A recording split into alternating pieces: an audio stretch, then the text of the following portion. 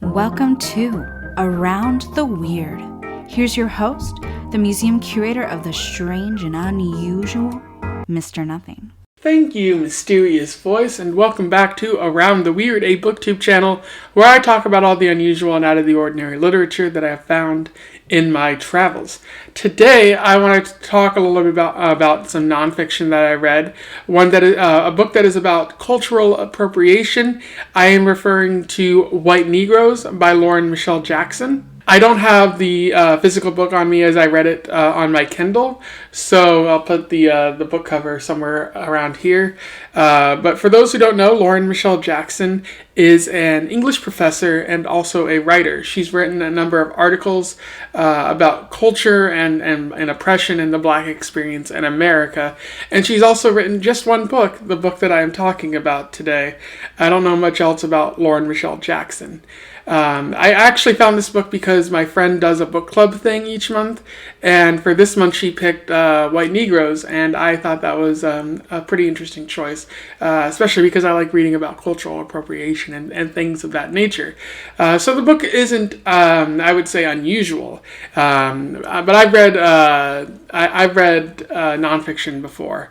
On his channel, The End of the World as Astrophysically Speaking by Dr. Katie Mack.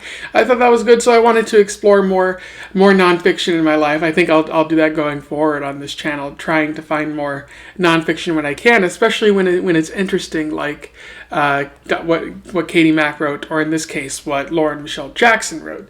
So, without further ado, let's talk about this book. I'll provide a general overview of the summary because there's a lot to this book, and then do a bit of an analysis before we move on from there. Michele Jackson begins White Negroes by providing an understanding of what appropriation is. It's the taking from one culture by another culture, saying, hey, that's a nice music, or a nice way of doing things you got there. You mind if we borrow it? Although sometimes there isn't an asking, it's just a taking. So she notes that appropriation is already everywhere. It happens everywhere. When you have a culture like the United States living with a bunch of different subcultures living in close proximity to one another, and with the availability of the internet to find anything and everything, you're going to have appropriation here and there, and it's not always a bad thing. Jackson notes that if a member of if a Black individual were to take from white culture, like in the case of Paul Laurence Dunbar, she notes, who used white poetry styles in his writings, it actually elevates his game, and it's seen as good. He has opportunities he wouldn't have had before. But the same doesn't work for white individuals. When white culture takes from Black cultures or brown cultures or Asian cultures or anything like that, it's the people in power taking from those who have been historically oppressed, and then profiting off that appropriation in some way. And so therein lies the problem, which she then highlights throughout the entire book. One of the first examples she gives is how music, especially pop stars, have gone on to appropriate, adopt Black musical styles as well as aesthetics. There's the examples of Britney Spears and Christina Aguilera, who in the early 2000s they ended up using Black musical sounds that were historically in Black music, and used it to infuse their music with something different. There's also the fact that during her dirty phase, Christina Aguilera started wearing cornrows and started wearing clothing that was traditionally seen as Black. And in her music videos, they were set in areas that were reminiscent of Harlem.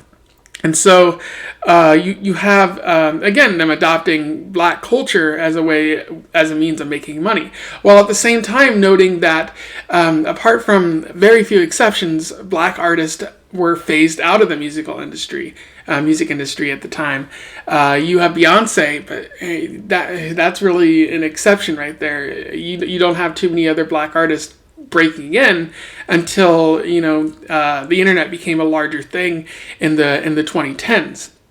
You also see this with Miley Cyrus, showing that history kind of repeats itself with Miley Cyrus doing the exact same thing that Christina Aguilera did with her album Bangers, and especially at the 2013 VMAs, which is a moment in like pop culture that is kind of ingrained in my memory, as well as the backlash from it, where people were like, whoa, Miley is appropriating from black culture. And I feel like that's the great thing about the internet, is that it allowed us to say, hey, this is appropriation. Whereas in the early 2000s, the internet wasn't what it was. And so we couldn't say that about Christina Aguilera. Lauren Michele Jackson also goes on to talk about the art industry and the modeling industry and the fashion design world, where those cultures, those environments often take from black culture while not allowing black individuals to be a part of that culture. Art galleries in particular have a diversity problem. And in some cases, artists generally take from black moments of trauma, like the murder of Emmett Till and the murder of Michael Brown in Ferguson, Missouri, and they use that art. But Michele Jackson notes that this art doesn't get at the underlying issues that black individuals face. They don't talk about police violence or how the state sanctions the murders of these individuals. Rather, it's violence for violence sake, and so by doing that, you're not passing on anything important. It's vapid, empty art in that case. And there are similar issues in the fashion world, where a lot of people think it's top down, where the head honchos create fashion, and it trickles down, eventually making it towards the dime store shelves and the discount racks.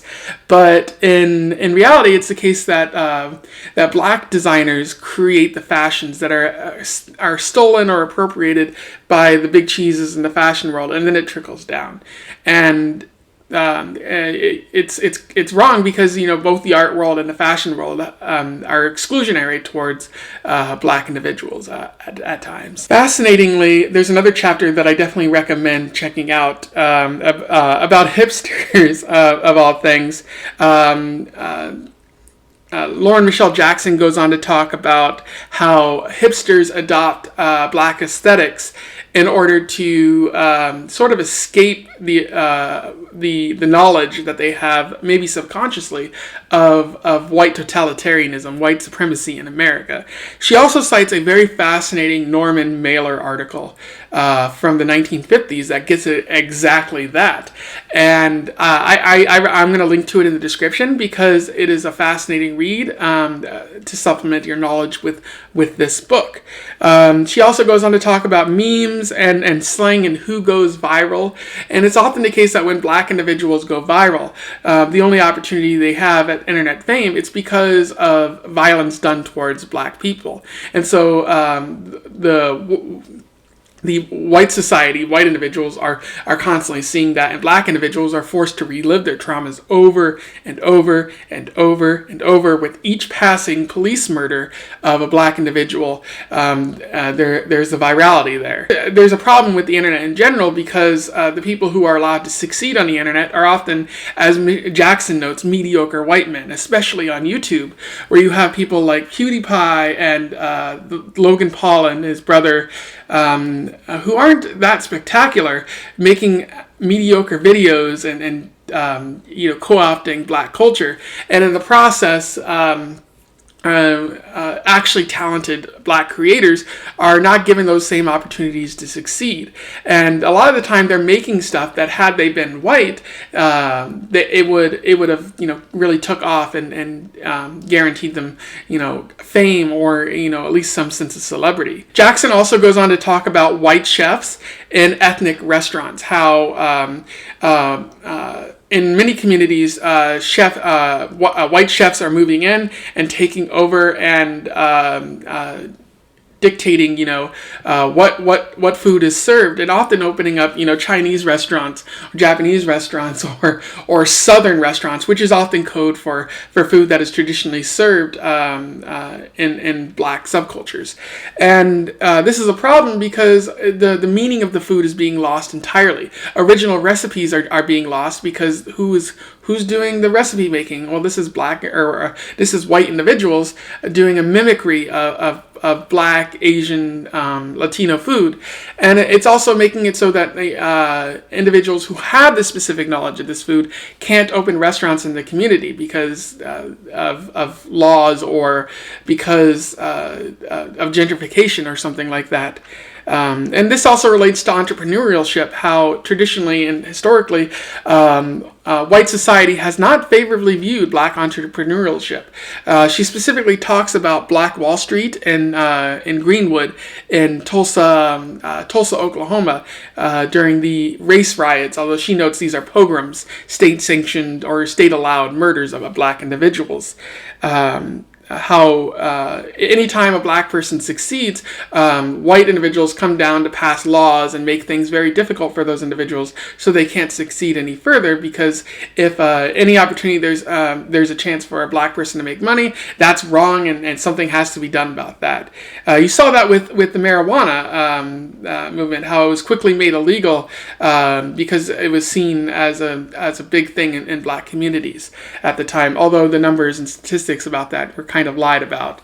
And so although Black individuals are jailed due to marijuana related offenses more than white individuals, nothing is being done to expunge their criminal records. And now that weed is becoming legal, it's increasingly becoming the case, as you know, I've found all over, is that white individuals are the ones who are running weed shops and are given opportunities to succeed in these entrepreneurial areas, whereas Black individuals are frozen out, and sometimes laws are made that prevent their access entirely because of criminal records. And the last thing that Jackson talks about is Black activism, how it often forms the foundation of activism in general. She cites Black Lives Matter, how it did a lot of the work for setting up what protesting would look like in the Trump administration, but few people were actually given credit for that. And instead, you have a whole bunch of white-led movements come in and kind of undermine what Black Lives Matter was even doing. And people often forget of the Black individuals and the Black groups that come in and try to make things better when change needs to happen. And so that's about what she talks about throughout the entire course of this book. In terms of analysis, there's a lot to talk about, and I won't be able to get to everything. I definitely recommend you read this book because in order to fully understand it, you have to synthesize what Jackson is trying to say. But one of the things she talks about is the idea of not only of appropriation, but the kinds of appropriation that there are. Who appropriates? And I think I identified three types of people who appropriate throughout this book. The first kind of person is those who know that they are appropriating, and they do so because they want the rewards of appropriation. They know that Black individuals are on to creative ideas, and by taking those ideas, you can make a lot of money, and you don't have to give credit because they'll fall by the wayside. A good example of this is Paula Deen.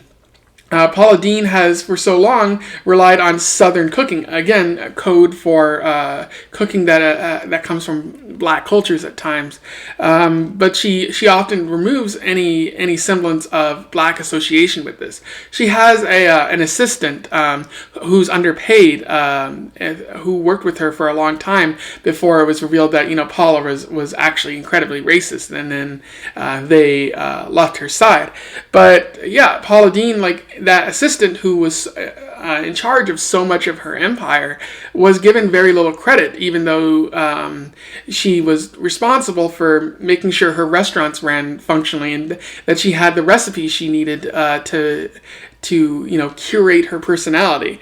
And I think that's a great example of how Paula Deen appropriated and knew she was kind of appropriating at the same time. Another category of people who appropriate are those who are ignorant or take without thinking. And I think another example of this is artists. As I mentioned before, they often take from Black experiences without thinking about what that means. So they end up creating art that is vapid and empty. It has no real meaning because the artist didn't infuse any meaning. It's just violence for violence sake at time, or you're simply trying to showcase like, oh, this is sad, and you're not actually highlighting the systemic factors that led to this, or trying to educate it all. You're simply taking. So I think that's another good example. And then there's those who just want the social justice credit, which you see with a lot of protesters who join Black Lives Matter movements or something like that, and co-opt their goals for their own ends and become influencers on Instagram or something like that, and are viewed as woke. But Lauren Michele Jackson notes that it doesn't matter who is the most woke. People will fight about that all day, every day. But it's not that matters. What actually matters is those who put in the work. Those who donate to worthy causes and show up to protest and call out oppression when they see it and work to make the world a better place for individuals of color. And that's often not the case for those who consider themselves woke. So putting in the work is definitely one way to overcome that form of appropriation. Another fascinating part of this book that I really liked was coming to understand my own failings, my own areas that I need for improvement. Lauren Michele Jackson talks about slang in this book, and how because individuals take from Black culture and queer culture as well, to use that slang in the mainstream, and then people grow tired of those words and they're like, we should stop using these words, and no one ever bothers to check in with the original culture if they're unhappy about being told not to use these words anymore. But as I was saying, I often find myself using this slang like swag or YOLO or bae or something like that, often ironically, which I think is insulting to those cultures. But yeah, I think becoming more aware for me of the words that I use and where they might come from, and also how I might be contributing to its overusage, which allows corporations to come in and make a profit on using these words in their advertising campaigns without acknowledging where they came from and giving any credit to the originators of certain words. I think I need to be more aware of that and also call out the appropriation of those words when I see it. She also mentioned YouTube and virality and who goes viral, who gets famous on YouTube. The big problem there is that Black creators are often phased out or left by the wayside in favor of what she describes as mediocre white men who don't have nearly as much talent. And I noticed on BookTube especially, there aren't that many Black creators. And while there isn't a problem with mediocre white men coming in and pretending to know everything, I do feel that maybe it's the case that we don't amplify Black voices enough on BookTube. I believe that last year we had this entire discussion after Breonna Taylor was killed and during the start of the pandemic. And I feel like we need to continue this conversation and allow more Black voices to be heard. It's certainly something that I'm willing to let happen. I have like 38 subscribers, so I don't think I'm really part of the problem, but I welcome any and all opportunities to amplify those Black voices when possible. And the last thing I want to talk about is, why does this matter? I think Lauren Michele Jackson makes it very clear why all of this matters.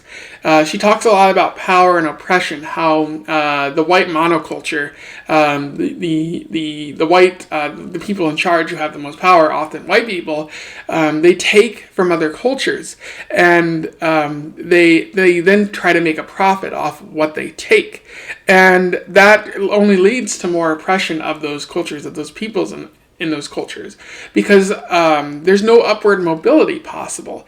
Being able to profit off the words that you create, or the art that you create, or the movements that you start would be great, but when appropriation happens, it prevents individuals of color from elevating themselves, from being able to make money off of things that they own, and the ownership no longer matters to them. It no longer means anything, because the white culture has come in and diluted everything by spreading it around as far as possible. And that's a giant problem, because there's no way for these individuals to get out of this state of oppression, because appropriation is the tool which they're always going to be under the boot of somebody else. Jackson even has a very fascinating passage in here that I would like to read to you. However, the initial ownership claim is not made by the person who notices the disparity between who labors and who profits, but by the entity who declares the right to claim and profit in the first place. No stories belong to anyone, may be true in spirit. In law and capital, it is quite another matter. Ideas and practices and art and appearances accrue value the whiter they become, the whiter they are perceived as being all along. Underwriting is a money matter, and black people have been underwriting white capital for centuries. And I feel that's a fascinating quote. If you have money, you have power. And white culture often takes from black culture and claims that it was theirs all along. And as a result, black people no longer have access to that cultural capital, the power that they so yearn to have.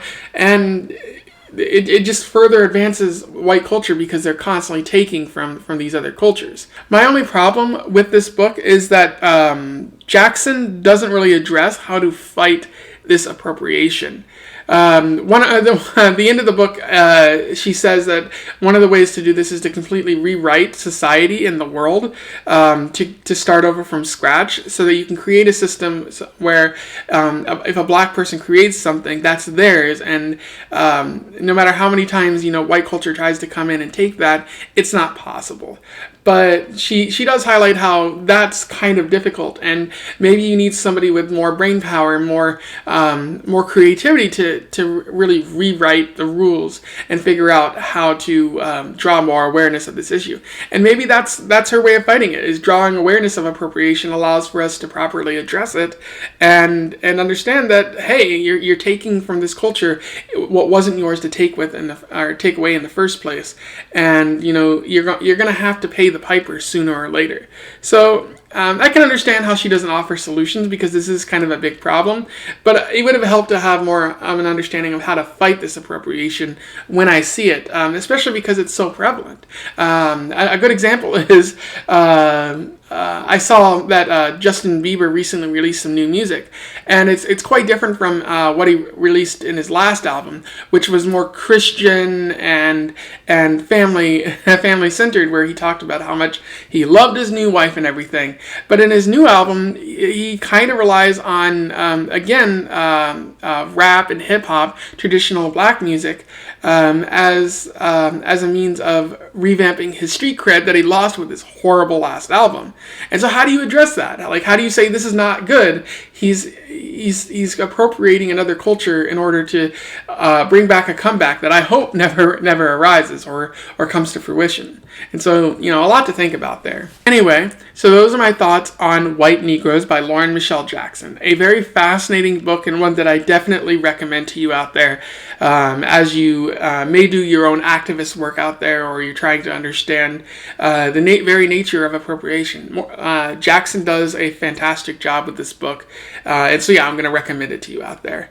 If you read this book before, or you have some thoughts on cultural appropriation, let me know below. I would love to hear from you. We can have a discussion and exchange some pretty groovy thoughts.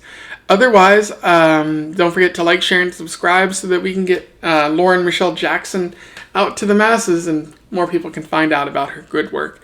And until then, I wish you the best of luck in your weird and appropriatingly travels. Farewell.